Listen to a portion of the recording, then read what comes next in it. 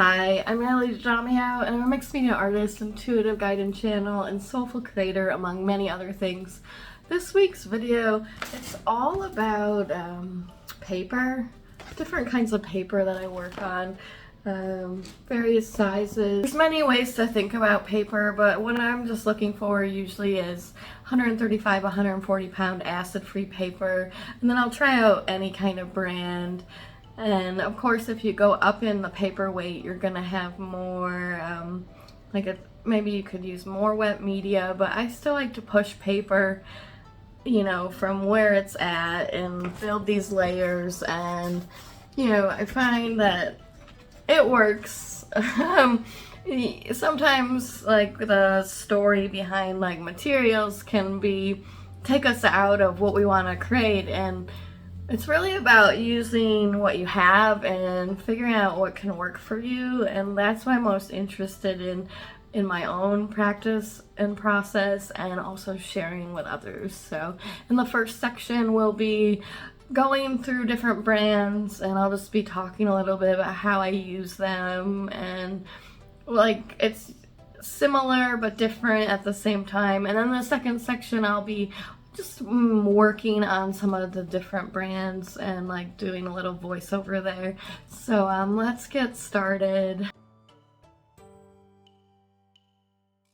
So this week I'm talking about paper that I like to use, and I try to keep it economical because I like to do a lot of iterations. For example, this is 76 pieces in this pile from the 100-day project this year. I'm doing Works on Paper 100 is what the hashtag's called on Instagram. And I've been using this, it's Jack Richardson watercolor paper, 135 pound, acid free. You get 50 sheets in a pack.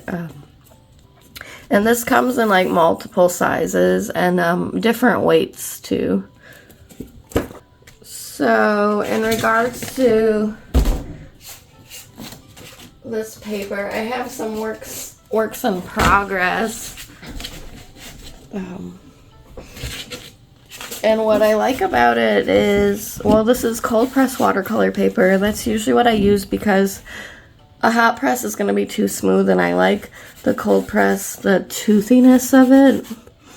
Maybe you're going to get a little bend on the corners, but really, like, the more you like layer your process, it's really going to flatten out over time. And there's always like a way you can just use a book or like a heavy weight to weight it down, and then it will just flatten right out. So you don't really have to worry about the curl. And like, also look, we can be generous with this. It's just, we don't have to be so tender with it. You know, you can kind of bend it back when it's wet, and that works really well. And then we're still staying with the Jack Richardson. Now this is an 88 pound, which, you know, you can use that weight too. I would probably recommend the 135 if you're gonna get these paper packs. But they're nice because they come sealed in various sizes and different weights, and you know, you can make a lot of iterations of something. This is a few older works that I use that paper with. These are like monoprint drawings, and I used that paper and then mounted them to this board. So that works really well for, you know, this idea. Also, if you want to do a lot of small drawings, this is a good size. This is a 6x9, and you know,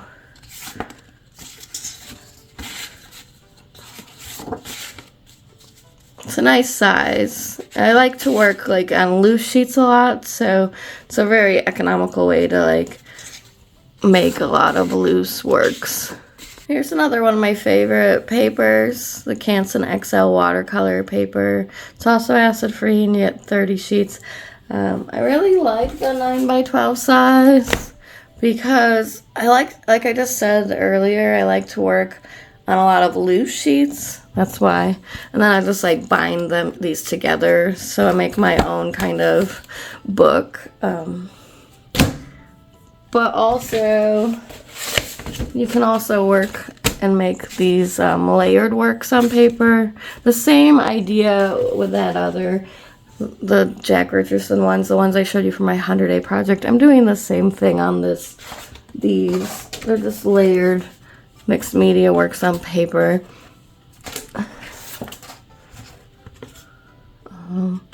So the size is, well, 9x12 size is a nice standard size, right? Like, it's simple. But you can get various sizes in the same paper brand. It goes up to 18x24. So, and it's cold pressed watercolor paper, which I like like I said, the toothiness of a cold press. And it's economical because I like to make a lot of iterations of things. As you can see, I'll open up one of these books here, what I'm calling the unbook, because it's just clipped together. What's nice about this is then you can do your own curation of, ideas.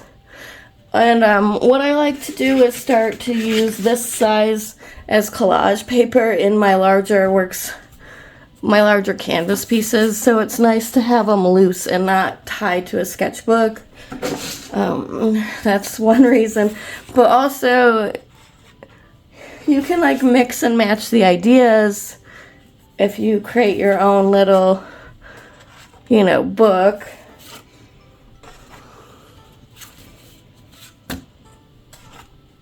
And the other nice thing about working this way is usually a sketchbook is thin paper. It's usually going to only be 65 pound. Or 80 pound. I'm sure you can find higher weights in sketchbooks, but that's going to tend to maybe rip a little. So I'm treating these loose sheets by using this paper like as a sketchbook, and then I'm just clipping it together. It's really simple, but that way I can get a lot of iterations, right? Like, in that iteration, I just mean a lot of, I like to work rapidly and fast sometimes and loose with the paper and, So, and then this is a way to also catalog your visual language. Like you can see that the shape is coming out a lot. That was happening at a particular period in time. So there's all these ideas that are just there waiting for you, and you can look back through them.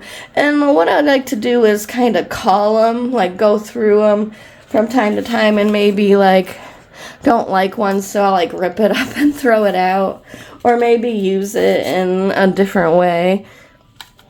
But try to stay with what really speaks to me. And the thing is, if you wanted to then sell it as a small drawing, you could sell it, because it's on this 140 pound acid free paper. The next thing is working on with a watercolor paper block. I'm always still using cold press. You can experiment with hot press. Hot press is just gonna be smooth, and I don't like that surface. Like I keep saying, I like this toothy texture that cold press has. So the difference between a block is it's gonna be sealed, and like maybe you won't have that paper bend, when you're working on it. To me, the paper bend doesn't really bother me. So, and then they make this nice square size fluid. They also have a lot of different sizes. They have a lot of smaller odd sizes, and then they make larger. It's just, so it's kind of glued, so when you can work on it like this, you know, and it's more solid. And these are some finished works. Eventually I'll probably, when I'm working, I will just separate them because, you know, like I just explained in the other section, like I do like to work in multiples. So once you're like layering up these works on paper, you know, they'll flatten out. And this was from a class that I made for another artist that's still available for purchase. It's called Unleashing Your Creative Freedom. I'll put it in the link below. It's through a Canary Rising platform. I am working on creating my own classes that will be released on my own platform in the next couple months here. But in regards to these works on paper, you know, it's the same concept. It's layered mixed media works on paper. It's just a square format. So it's the same idea that I'm doing in the 100-day project. And this is the way I like to work with paper, layered mixed media paper and paint and drawing. The last paper that I like is Fabriano. It's also 140 pound acid-free watercolor paper. Sometimes you're going to find like the toothiness of the cold press is a little bit different depending on which brand you have, but like if you're getting the 140 pound, they're all going to be, you know, the same. They're going to be able to hold up when you're working with them. And then these are just 8x8s. I really like this small size. It's fun. These are just like drawings and paintings. These painting explorations with drawing. So it's kind of like a mixture. So this is the 18x24. And Canson XL also makes a 18x24. So it's just about like experimenting, really. I haven't used all the brands, you know, but you find like a certain size you like, or just it works for you at the time, right? So these are all on the Fabriano. And you know, it's the same idea. This one's a little bit different. Just working with, think about more space and just, you know, expressing without the layers. So for this section, I'm just going to show you me working on some of these papers I've just went over. And the first one is Jack Richardson, and it's 135 acid-free paper. I'll put links below in the comment section to all these papers, but I've been using the Jack Richardson 12-inch by 18-inch paper for the 100-day project that I'm working on. And I'll just start working on some of these that I already have in process, like I showed you earlier. I'm just kind of feeling into the paper and seeing what's rising, you know, and then responding accordingly. I like the Liquitex spray paint. It's water-based. I've been using a lot more of that, and I just like working into the next layer. Basically, I respond to, you know, what's cool and interesting on the surface, and I'm paying attention to all of that. But then at the same time, I'm starting over again. But like those red marks and lines are informing me, and I am thinking about that, but like not thinking about it at the same time. That's what happens with an automatic and intuitive process. And the more you work and get to know like what you love about your materials and how you're going to use everything, you can really start to just like let go more and more, you know. But it's definitely a process of, you know, moving in and out and discovering ourselves. And so here's the Canson XL paper. And I'm just gonna work on like 3 loose sheets here and do what I was showing you earlier in the video, how I make those books. I'm just doing this like automatic and expressive drawing practice, which I'm gonna have a class coming out on that. But here's like some good examples of what like part of it will entail is just building up our intuition and automatism and the way we interact with the mark making and the emotionality of the piece. It's all going together.